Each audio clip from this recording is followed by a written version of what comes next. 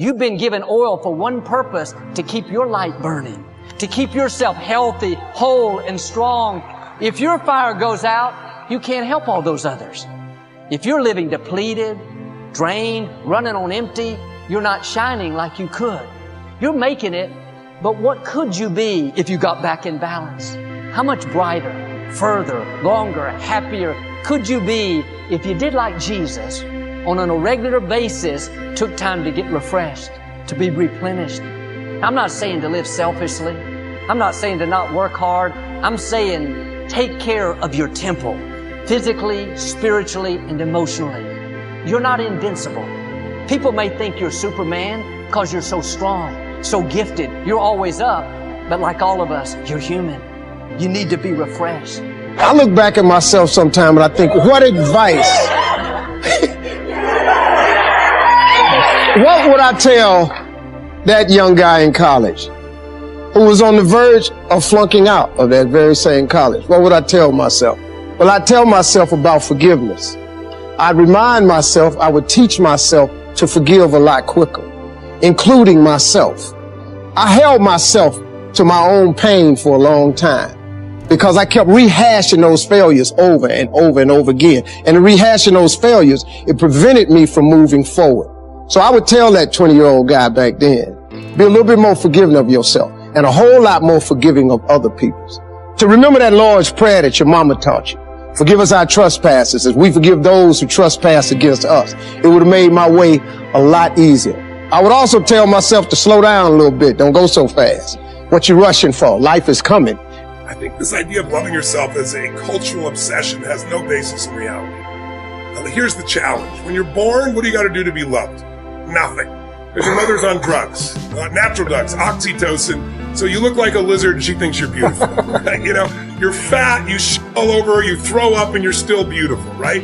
For a while, you're unconditionally loved. And thank God, we wouldn't have survived otherwise. You know, I love women so much. I have so much respect for women, and even more so going through birth again. No man will ever fully appreciate what a woman does or what a baby demands of a mother if you're breastfeeding and the energy and the whole sleep. I mean, it's amazing what women do in our life. But the point is, in the beginning, you gotta do nothing. And then the oxytocin wears off. And suddenly you do the same, scream or yell, throw your food. And now you get yelled at or hit, or the worst one of all, you get ignored. And then fear enters your body. And then the rest of your life, you're looking for, how can I get this unconditional love? And I remember in the beginning asking myself, because I studied all animals and what the level of dependency they have. And you know, human beings have the longest period of dependency for survival of any creature other than other primates. Whales will be dependent for a year, birds for a few weeks, and boom, get your ass out there and fly. You know, it's a different world. We have this long dependency. It's just the nature of how we are. And then I thought to myself, so why don't we just have unconditional love all the time? And I think my answer is because then you never grow or give anything to life. You think everything is about you. And unfortunately, there are a large population of kids that were raised in a generation of parents that were helicopter parents that thought everything should be about the child, and they wonder why they're selfish today. Or why they, don't seem to have great relationships where you got to be with somebody else, you got to put somebody else ahead of you. That's what love is. Love is putting somebody else ahead of yourself.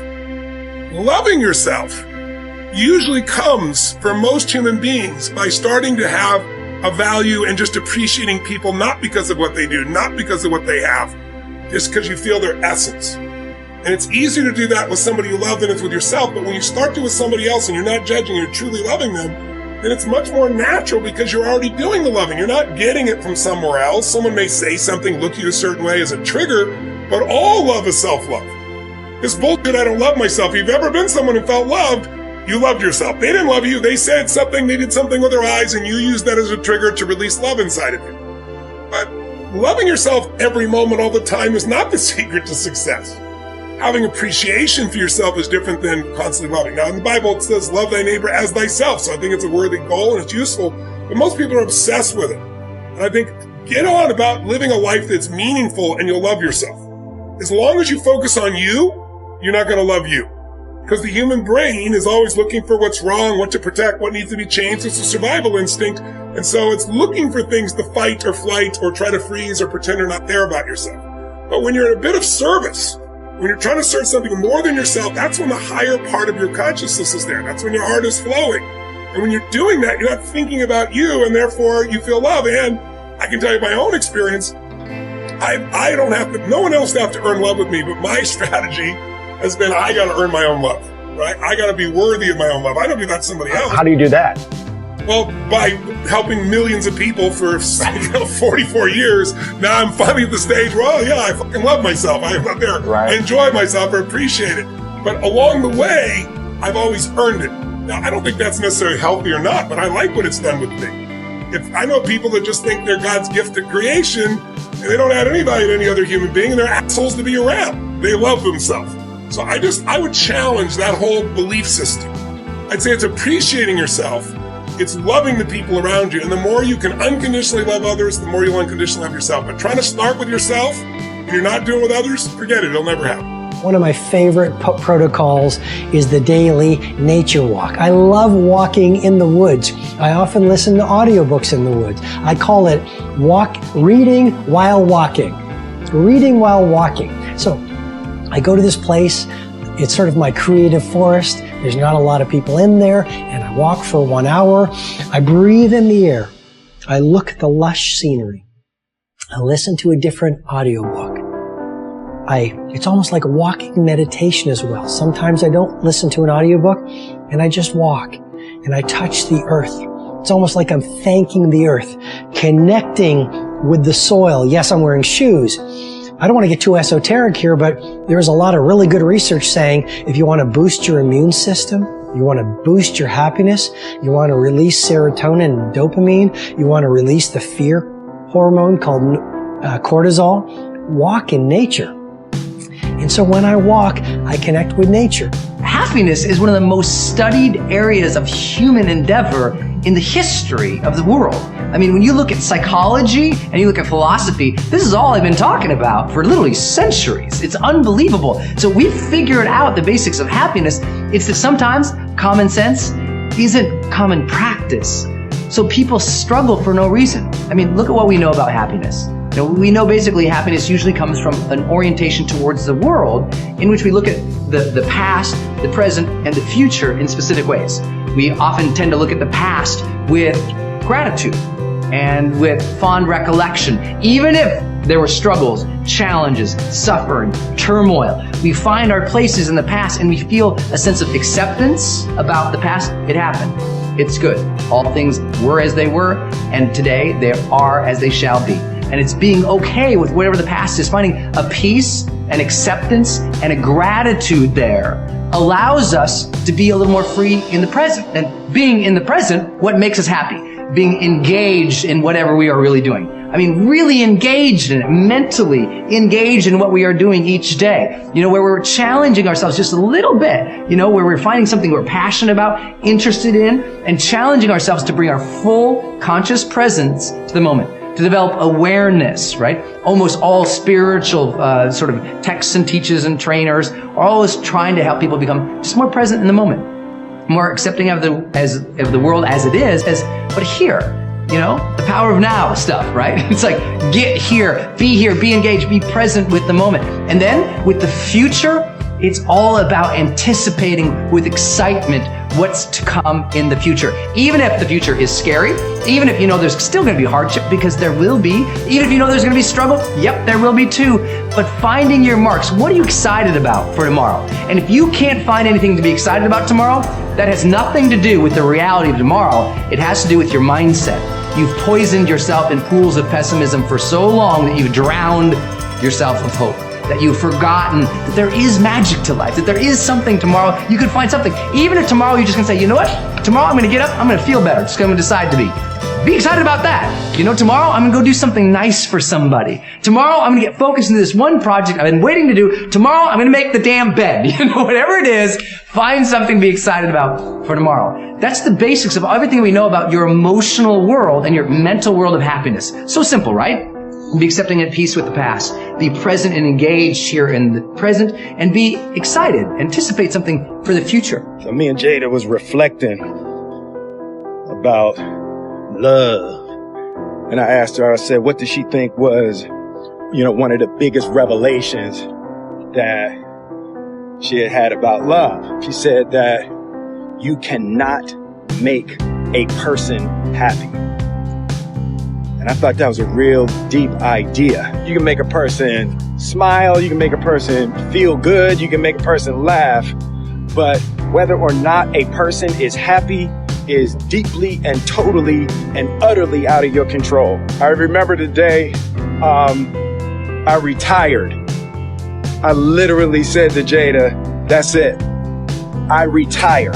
I retire from trying to make you happy. I need you to go make yourself happy and just prove to me that it's even possible. And after we cracked the hell up, we started talking about, we came into this false romantic concept that somehow when we got married that we would become one. And what we realized is that we were two completely separate people on two completely separate individual journeys, and that we were choosing to walk our separate journeys together. But her happiness was her responsibility, and my happiness was my responsibility. And we decided that we were going to find our individual, internal, private, separate joy. And then we were going to present ourselves to the relationship and to each other already happy, not coming to each other begging with our empty cups out, demanding that she fill my cup and demanding that she meet my needs. Unfair, and it's kind of unrealistic and can be destructive to place the responsibility for your happiness on anybody other than yourself. I have a philosophy about long-term relationships that isn't discussed very often. So for those of my friends that are in one that's, I don't know how long, but for some people long-term's a year, right? But for those of us that are in long-term relationships, I get asked often on shows, hey, what are one of the keys that I would not normally hear about that create a relationship that is still doing what you said earlier, which is so wonderful, where there really is this observation, there's separation, there's growth happening. And so there's all these things they say in the long term. Be honest with one another, be trustworthy, make sure you're communicating. One of the things that I find with my friends and I who have had long-term, really good relationships is physical intimacy still. And real attraction to one another physically. If everyone says, I want to marry my best friend, which you do, but you have a lot of friends, and you don't need to be married to all of them. And one of the things I see in relationships is they start out where there's this physical chemistry, and I know relationships ebbs and flow. I'm not just talking about sex. I'm referring to physical touching and intimacy. When I was dating Christiana, her dad was older than her mother, and it was his second marriage. His first wife had died of cancer. And oftentimes in second marriages, I see people kind of know the second time around, maybe the mistakes they made the first time. In his case, his wife had actually passed away. But when I would date her, I would often pick her up. And when you'd walk up to their home, their front door, and I'd knock to come get her, you could see into their living room. And my family didn't have this. My parents have their own dynamic. But I would go to the front door, and more times than not, Matthew, more times than not every time, on a Saturday night I'd come to pick up my girlfriend for a date, I could look into the living room and the TV would be off. I get emotional because he's passed away, but they'd be slow dancing. Wow. And at an advanced age. Wow. They just slow dance in the living room together. Now, I don't know if that led to more than that in the bedroom afterwards, but they had real physical intimacy. They weren't just friends. They were lovers in every sense. Physical lovers. That doesn't always necessarily mean, but people ask me, what's one of the keys to a relationship? Physical intimacy. It's a box you better be checking. There's got to be that touching and that physical attraction to have a passionate relationship. And I reached a point senior year when my adjustment felt like me. I had actually convinced myself that I was this person and she, me. Pretty, talented, but not stuck up. A girl who laughed a lot at every stupid thing every boy said, and who lowered her eyes at the right moment and deferred, who learned to defer when the boys took over the conversation. I really remember this so clearly. And I could tell it was working. I was much less annoying to the guys than I had been. They liked me better, and I liked that. This was conscious, but it was at the same time motivated and fully felt. This was real acting. I got to Vassar, which 43 years ago was a single-sex institution, like all the colleges in what they call the Seven Sisters, the female Ivy League. And I made some very quick but lifelong and challenging friends. And with their help, outside of any competition for boys, my brain woke up.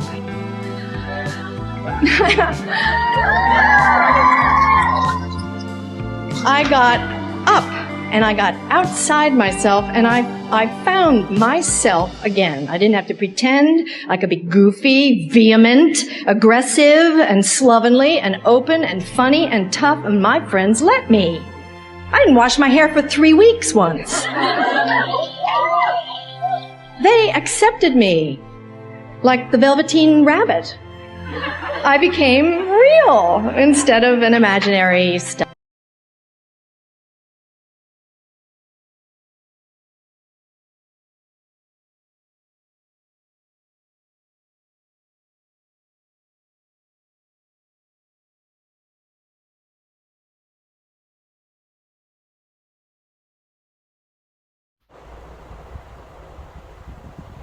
As much very wrong. Wrong, the bad breaks, the betrayals, the disappointments, they are all a part of God's plan. God is not only steps of those you needed to fulfill your destiny. We now God ordered Jesus' steps without Judas betraying Jesus. We will David would have never taken the throne without my Lord. Some things stepped up to pastor the cross when things run out in your life. Better keep the right prescriptions, the best wine, so you can step up to anybody who become incredible successful is any area of their life into this sacrifice and keep her focused. And if you have a dream and you commit to it, it will come. Stop telling your visions to others. There's not going to keep imagine why you keep imagine graduating, getting a better job. Why do you keep imagining buying a house? Why do you keep imagining driving a really nice car? Why do you that? Because God is talking to you. He's showing you some things that He was. If you decide to be rich today, we gonna stop you. If you decide you want to be much rich, why not? Why gonna stop you? Unless you tell if to the wrong person, mama listen to me, I am going to be rich. Anybody rich is in this somewhere. Get yourself a good job. Oh mama, you job must be right. No mama, could we be wrong? Because God did not showing it to you. Mama, I'm sorry, He showed it to you. Failure is to be so afraid of failing, fear of rejections. Will other people will criticize them if they said a big if they don't say it aloud?